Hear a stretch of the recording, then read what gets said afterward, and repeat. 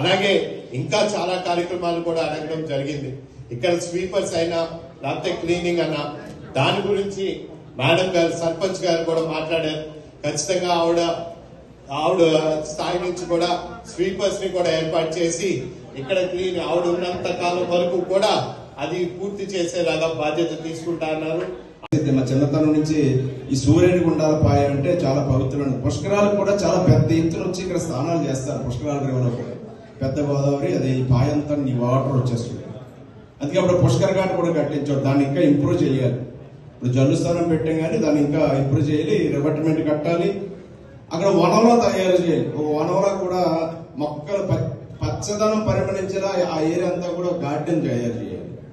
ఇక్కడ కూడా ఏదైనా ఉంటే చిన్న సభలు పెట్టుకోవచ్చు. ఏదైనా సంతాప సభలో లేకపోతే ఏదైనా కొంచెం వాళ్ళకి ఏదైనా ఉంటే అవసరమైతే ఏర్పాటు చేసుకోవడం కూడా బిల్డింగ్ కూడా చక్కగా కట్టారు. లాకర్స్ ఉన్నాయి. లాకర్లో ఈ చిత్తాపుష్పాలు కాశీ అవి పట్టుకెళ్లే వాళ్ళు ఎవరైనా దాచుకో